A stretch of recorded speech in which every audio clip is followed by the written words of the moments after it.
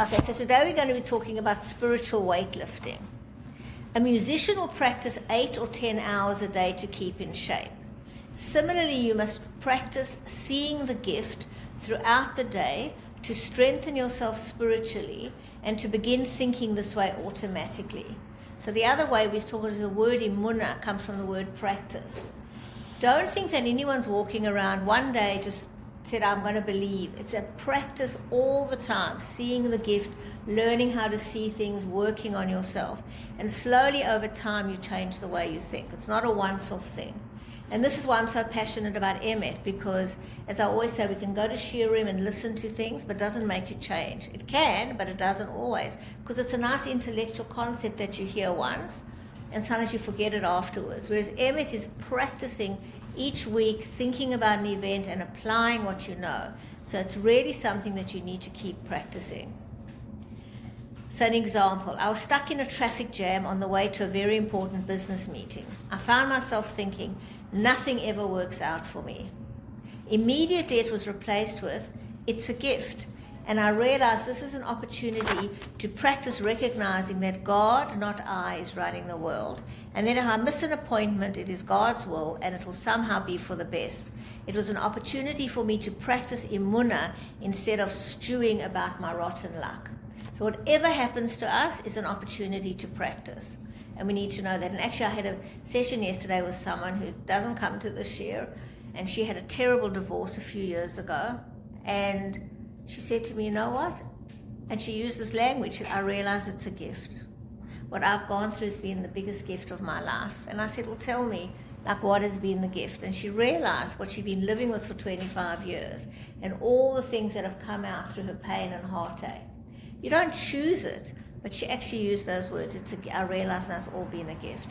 And if we have, sometimes we'd never have that, but sometimes we have the realization it was horrible, but it was actually a gift because it gave me the opportunity normally to grow and to learn and to get closer to Hashem or get closer to other people. We must always look for the gift because there is always a gift.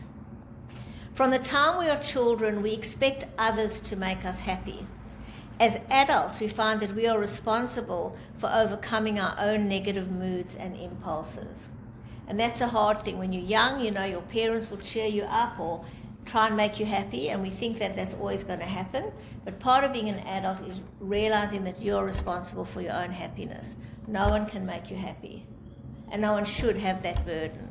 It's up to us, and a lot of people fight that. They get annoyed. You know, they didn't include me, and that's why my life's like that, or my husband didn't buy me a gift, and that's why I'm miserable. Whatever it is, we're blaming other people. So there's two things. He might not have bought you a gift, and that's something to work with, but how we choose to respond is up to us. And that's part of being responsible for our own emotional well-being. But it's also very freeing, because when you're responsible for your own emotional well-being, no one has power over your moods. I can choose to be happy even if you don't invite me. I can choose to be happy even if I don't get that thing that I wanted. It's a choice. I can choose to be happy. So no one is going to control my mood because I'm making it as a choice. Mental, to use an old-fashioned word, mental handicaps are very painful, whether they're own or others. But if we focus on how to use these defects for our spiritual growth, we will become grateful instead of angry. So these are old-fashioned words. I'll try and think of what the new words are, the more politically correct words. But if we keep focusing on what's wrong with us, then we can be angry. But if we can look at how they help us in our spiritual growth. So why this is really very timely is because there's a lot of talk now about neurodiversity, and I've been interested in neurodiversity for a long time, but it's become a thing now in the psychological world. So I'm very passionate about acceptance and commitment therapy.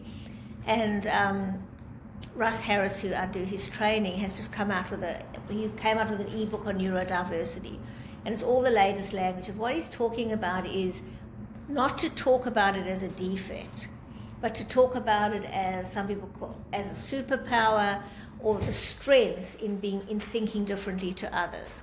So for example, one of the ones that people are talking a lot about is we say that ADHD is difficulty filtering information. So you've got all these things coming in, and in school in particular, you've got to focus on this even though that person's chattering and the gardener's making a noise and the teacher's annoying you, that ability to focus helps you at school. But they say people with ADHD have this capacity that one person described it to me. She said, when I walk into a restaurant, I can pick up everything as I walk in. And I immediately get a sense of what's going on and where I want to sit. I take in all the information and it guides my behavior. Whereas someone who's very focused will miss that. So it's about how do you harness those abilities. And I have a new patient now. He's obviously super gifted. And he's a man from England, but he was saying that he thinks he's got ADHD as well as being, he doesn't use these labels. But he said the same thing. He's in finance and he's like at the top of his game and he's very young. He said he can just look at a whole lot of figures and not have to memorize them, but he sort of can pick up things in one glance and come to very decisive decisions. That's not ADHD. It is. It's It's a feature of not focusing on one thing and not seeing a lot of information at once. It's part of neurodiversity. Maybe it's not that. So they talk about, for example, people on the spectrum. One of the things that apparently they're very good at is this eye for detail. So there's a unit in the Israeli army where they get people on the spectrum to watch videos, security videos, and they can pick up details that neurotypical people don't pick up. So it's that idea that you might have what you think is a defect, and we're not denying it. Sometimes things hold you back, but to actually think about what is the gift in it? How can I use it actually to make my life? Hashem has given it to me. What is it? So it could be an emotional thing. What is it that I can use this for to make my life better or to make the world better? Because everything has a purpose, and whatever defect God has given you or difficulty, you can use in some way. Sometimes you'll often hear people who they get the right treatments and then they can go and help others. There are lots of different ways you can use it, but there's a gift in everything, and to search for that gift and to see not everything as a defect, but as Hashem has given you different attributes that you can use in different ways. And we're all different and we're all unique. And our brains work in different ways and our personalities are different. And so we have this unique balance of strengths and weaknesses and the way our brain functions to better our lives and to contribute to the world. We often want to see ordinary events as unbearable, overwhelming, and threatening because then we feel we have an excuse not to practice self-control. I got angry because, people will go, look, I lost it, but, I have so much on my plate at the moment. Or, my kids are always doing this, no wonder I lose my temper. So we use this thing of, it's too much and that's why I don't have self-control. And then you think, you see, it's no use trying to control myself. I just can't. So I might as well just go ahead and scream, binge, slam doors, walk out, etc. At least then I'll feel better. When we see that these childish tactics don't work, then we start developing our spiritual muscles. So we need to know, and this is where Torah is very clear on good and bad and right and wrong. And we talk a lot about the childish part of us, or she calls it later the infantile response system. We can stay stuck in that. Or, as Emmett is, emotional maturity, we can learn to self-regulate and not blame what's going on for our dysregulation. I actually spoke last night at Cremorne Shul, and Rabbi Moss and his wife were on the panel with me. We were talking about parenting. But he gave a beautiful, I think it's a thing based on Hasidus, Rabbi Moss' little vort, and he said, a child has a mother and a father, but we actually have a child in us and a mother and a father part in us as well.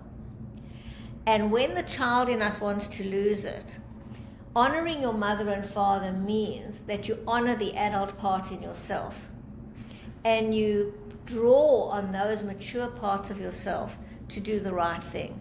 So he was saying, if you have a real child in the room that's having a tantrum, you can also have a tantrum. They can yell, you can yell back. They can threaten, you can threaten.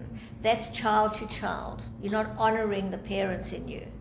But you can actually go, I am the parent, literally, and also internally, my parent part, my mature part, wouldn't be behaving like this. So we have these parts in us, and we need to draw on them to help us self-regulate. So I thought it was a beautiful analogy. We can choose to be like a child, or we can be responsible adults, and we can be mature, and we can regulate, but through practice. We don't make excuses. I lost it because. No, there's no excuses. There's right behavior and wrong behavior. We work towards doing right behavior as much as possible. We might sometimes make mistakes, but on the whole, that's the value that we're working towards. I remember you, to remind me, years ago, I had to go to town, again for dental things, to have something pretty horrific done. And I'm walking towards this address I had, and I'm thinking, I could just turn around and like go. Nobody's here pulling me by the hand or making, I can just turn around and say, no, I don't want to go. Okay, grow up, come on. And it was actually that little debate. I actually had the option. I thought, better get it done. Yeah. Now, facing bigger issues, by practicing thinking it's a gift on trivial events, we build up our spiritual muscles. So we all know here, I always say we practice on trivial events. We don't bring big topics to the group because this is not a support group and it's very draining. But if you keep practicing it, then when you need it for a bigger event, your muscles are prepared. Okay, these are terrible examples. I don't want to read them. Horrible. Okay, this one I'll cope with. All about death and destruction. I have an extremely painful and often debilitating physical illness. Sometimes I have to be hospitalized for weeks and must leave my children with neighbors. It's very difficult for me to see what this is doing to my marriage and my children. I must focus on why my neshama and their neshamas begged for this, or I sink into terrible gloom.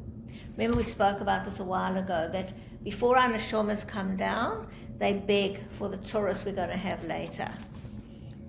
I hope that my children learn to be self-sufficient and help each other, and that they will learn to pray with real kavanah, because there's no one to turn to except God.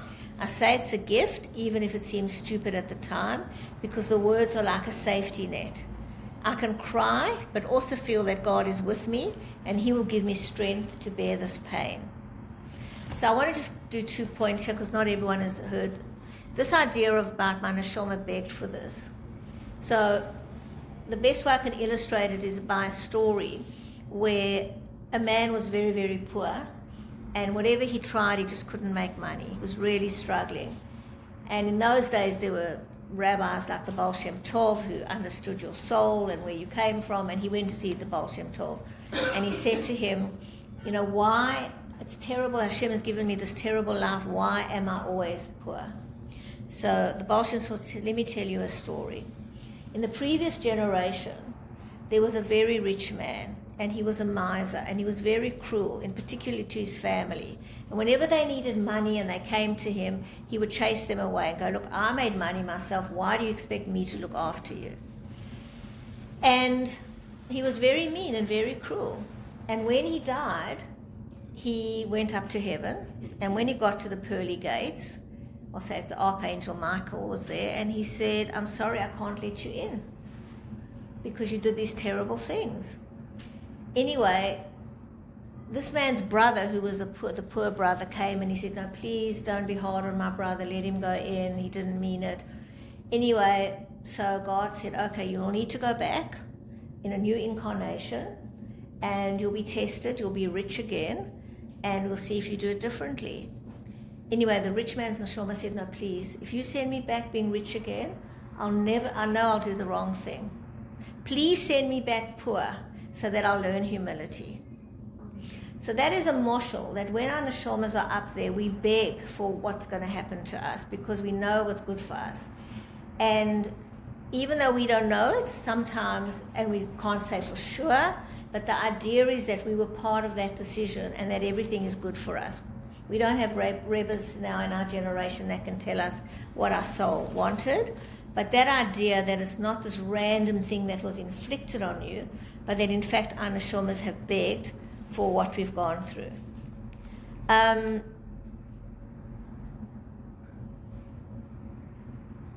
The other thing that she mentions in this example is that you can say it even if you don't believe it, because your neshama knows it's true.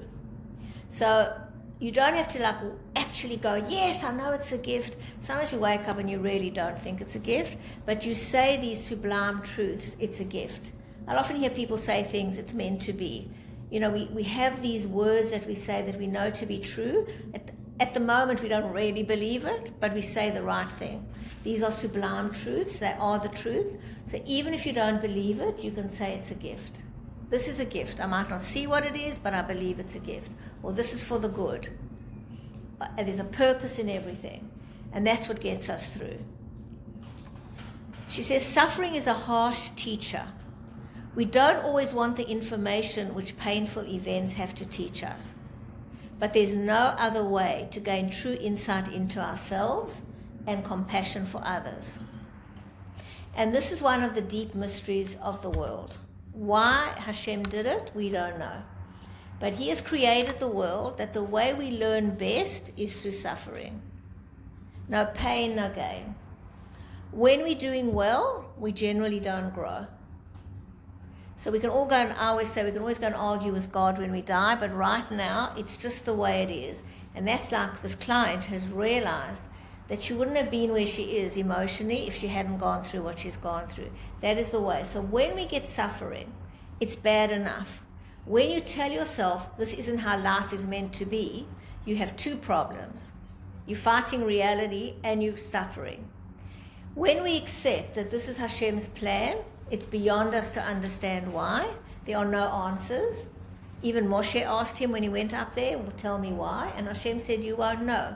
You will never really know. And actually, there's more and more people saying it's better we don't know. Because if we knew, we would be complacent. Rabbi Moss once wrote about this, and I really understood it for the first time. He was saying, if we could see Hashem's plan and know that right now what we're going through as Jews is really, really good, we wouldn't be praying, we wouldn't be helping. Let's say a widow's just been widowed, her soldier, his husband just died. We'd go, it's so good for her. We can see it's the best thing. We wouldn't have compassion. So the idea is that we don't know, and we do develop things like compassion, but in another part of us, we know it to be true, that it's for the good. And in fact, it's very relevant because this last week's Parsha was B'chakusei, and it said it's curses that were given to the Jews, and it's said twice, in this Parsha and in another Parsha which falls before Rosh Hashanah. Do you know which one it is? It's in Devorim, when Moshe repeats it. So it's said twice, and these curses are terrible curses. Really bad curses. And there's stories that are told about certain rabbis who, like the Alter Rebbe's son, his father always used to read B'chakusei, and one year the father was ill and someone else read it, and when the young boy, the Mittler Rebbe, heard it, he fainted. And they said, why did you faint? And he said, because I didn't know how terrible the curse is. And they said, well, why? Your father reads it every year. He said, yes, but when my father read it, it sounded like blessings. And so there's a thing, and I heard Rabbi New was talking about this. When he was in Melbourne, there was a Rabbi Betzalel, who apparently was in Sydney. Was that in your day? He was a shochet in Sydney, and then he moved to Melbourne.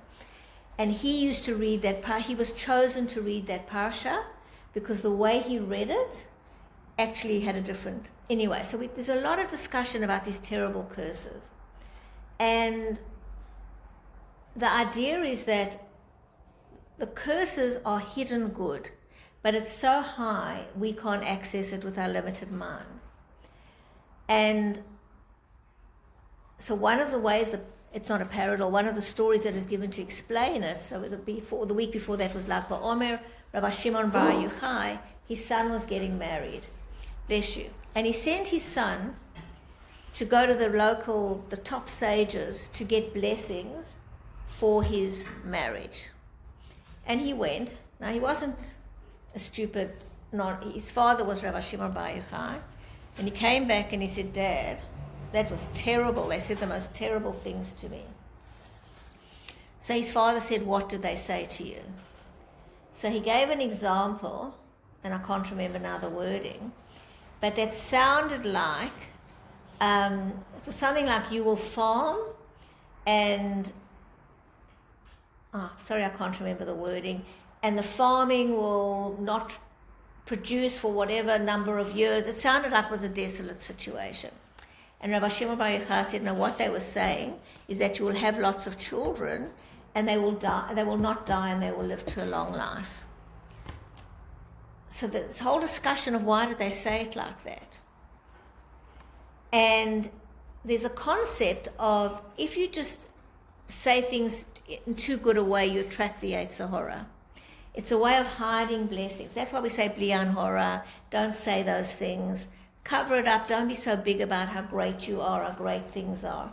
So the same thing, there are these brachas that are given, they are so hidden they seem bad, but they're actually blessings, and they're then protected from the Satan. So we can't see it, and we should see them on a literal level, that if you don't behave, these things will happen to you. But Hasidus and the Zohar teaches you that actually they're blessings, and when Mashiach comes, we will see they are blessings. And not only will we see they are blessings, we will relive them where we will experience them as blessings. So everything we are going through now as Jews, which is awful, no words, when Mashiach comes, hopefully very, very soon, we are going to relive it. This is one thing I just learned recently. We're not going to just hear about it. We're going to go through it again, but it'll be a whole different experience because it's actually brachas.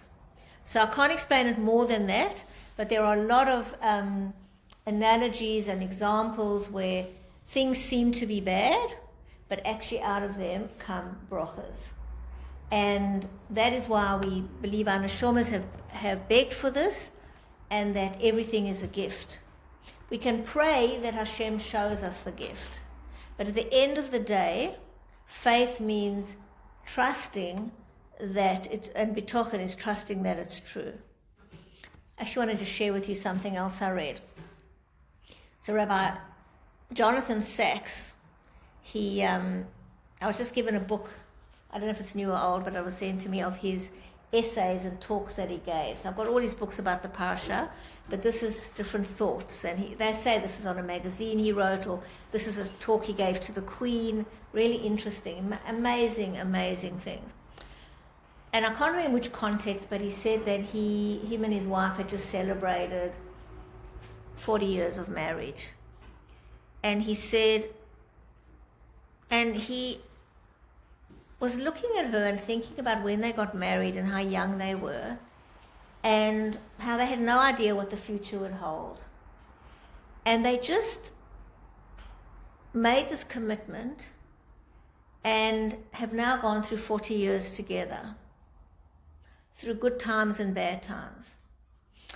And he said what he realized what faith is, he said he prefers the word faithfulness. You're committing to loyalty. He said, when we in Anvakupa, we basically said, I will be loyal to you. I'll be faithful to you, whatever we go through. We are together. We are married. We don't know what it'll be, but there's a faithfulness to each other. And he said, that's actually what faith is. Often people think faith is it is sometimes believing in God and He's awesome. But this is actually what Shavuos should stir up in us again. That Hashem married us, so to speak. We say Shavuos is like the marriage. We got into a covenant with Hashem. And we then went into the desert with faithfulness. Like we're in this together through good times and bad. And boy, 3,000 years later, lots of bad times, lots of good times, but we're still committed. And I thought it's a beautiful way of seeing faith. Because often people say, I can't believe, or it's too big. But actually, Jews are so faithful. We are so committed to our beloved Hashem. I just see it all the time. I've never seen so many Magen Davids in my life. And the varieties. Yesterday I saw one on a bracelet, earrings, pendant. Everybody is proudly Jewish. We are faithful to Hashem. And He gave us the Torah, and that was our covenant. And I thought, when you get married, it's the same thing. You don't really know what it's going to be, but you have faith in each other that you're going to be in it together. And the same thing, we need to have faith that Hashem is our partner and He's doing all of this for our good and for the good of humanity. And trust that it is going to be okay. Mashiach is going to come and we are going to see the gift. But in the meantime, it's about a lot of trust that we can't see it because we're limited, but it will be that way. Excuse me. Sure. I've just got a message. Sorry. Okay, I hope it's okay. Excuse me. No, It's okay. everything's fine. Okay.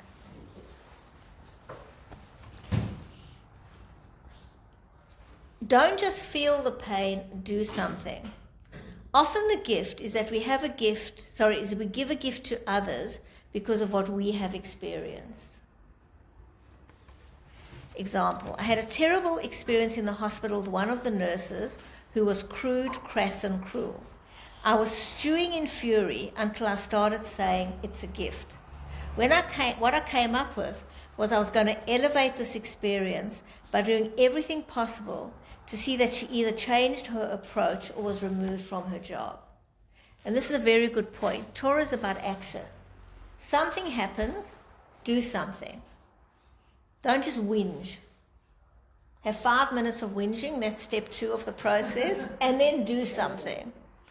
It's not okay just to whinge. Example, my daughter had a very strict teacher who would often criticize girls in front of the entire class. She crushed my daughter's spirit with the critical comments she made on her papers. At first, I thought the gift was that my daughter would toughen up and learn to be more forgiving of disturbed people. But then she started having asthma attacks, which she had never had before. Then I knew that passivity was the wrong course. I asked the principal to please sit in on the classes and teach this teacher to give more praise, especially to the weaker girls like mine. After a few weeks, her asthma attacks stopped. We can be paralyzed by anger, or we can fight to improve whatever can be improved. And there is always something we can do. Always. Doesn't have to be huge. But inaction is not good. Passivity is not good. This is one of the reasons that the Torah speaks about depression, or that Tanya speaks about depression. Depression itself is not a sin, but it causes you to sin in the sense that you become immobilized. You can't do what you need to do. And that's why a lot of treatment for depression is movement. Just get going. Just do things. Just care for others. I'll just do a bit of a spoiler. I did touch on this last night, but I've just finished this book, The Anxious Generation. It's actually not only fascinating, but so disheartening. How the kids that are part of the generation that have been born since 2010 are wired for anxiety, depression, ADHD, self-harm, suicide, because not the internet totally, but social media, girls in particular, and boys gaming and pornography. And the terrible processes that these apps do in pursuing, Hebrew have a word, the roidef. They literally pursue these young kids and have all these addictive mechanisms to keep them coming back. It's not like a passive thing that you happen to come on it. Once you're on it, they do not leave you alone. And they have it, psychologists and other people who know how to keep you engaged. Even Facebook have ways of keeping us engaged, that you just keep scrolling. They have all these different ways to keep you engaged. So we can sit passively and we can go, what can we do? This is the generation we're in. Or we actually have to take action. If we've got young kids or not, we actually have to think about not allowing, our family, if that's the only way you can do it, but actually taking some action. And that was my main point to these parents, that the evidence is there and everyone's going, well, my child of 9 wants a phone, so they're going to get a phone. And that's what he says. The smartphone has been the biggest problem, because they have access 24/7. And they go into their rooms at night and they're up all night on the phone. And even if you take the phone away, they're thinking about it. Like the girls are thinking about, I posted, did I get a like? They can't switch off from those reinforcements. And it's actually really, really bad. So his main suggestions, and he's lobbying the American government right now, is that children under 16 should not have social media. And he's saying schools should not allow phones. And he's talking about schools to be more proactive and parents working harder at finding a group of like-minded parents so your kid isn't the only one. So you read these. We just want to be a bit proactive here. Yeah. We're a bit nervous about someone crawling around outside. Can I open the door? Or should I just leave it? Sure. Is someone trying to get in? I think it's probably a dad or No, a it's crawl not. up. Yeah, it's just- Are they knocking? No, they're just There's some cleaning up. they're banging around. I'll just make a ring. Oh, it is a gardener. Thanks, Diane. Okay, so I'll just carry on. So basically, yeah, when you read it, when you realize how bad the problem is, it's full of statistics of how ill this young generation is. So many things, and they're really struggling. It's very disheartening, and as I say, even reading the recommendations, you go, how are you going to, there's this whole force for everybody wants a phone, and they need a phone because the other part of it is parents have become so overprotective. They want to know where their kids are every single minute, and they want the kids to be able to contact them every single minute. So there are all these overlapping variables. And then I really had a smile, and as I say, this is a spoiler because I'm going to talk about it at Shavuos dinner. I'm talking at Dover Heights if anyone's interested to come for the dinner. He then says, he's a social psychologist and a scientist. He says, I'm now going to talk not as a scientist, but as a human. He says, he's written another book, which I want to get hold of, something about happiness. And he said, what he was worked out in his book, which is all Torah truths, is we have a part of ourselves that needs to be elevated. That people are happier when they have self-transcendence. And so he talks about, then he gets into all his solutions, besides the few I gave you, are all spiritual. For example, he says, people have a God hole. Every person has a hole in them that needs to be filled by a God. Not that he believes in God. He uses the word God. Everyone needs spirituality. Everyone needs self-transcendence to do things that are above and beyond them. And so he talks about, for example, when they delineate where all this mental illness started, a big factor was Facebook started, then I think in 2009 it started the like button, and then in 2010 the camera that could turn around so you could do selfies. And they show you actually how linked it is. It's fascinating. So he was saying this preoccupation with what people think of you and this preoccupation with taking selfies and yourself, self-transcendence comes, just give. Teach your kids to go out there and give. Big part of what he talks. The second part he talks about, teach your kids not to judge and to be forgiving. We would say don't talk Lashon Hara, don't judge.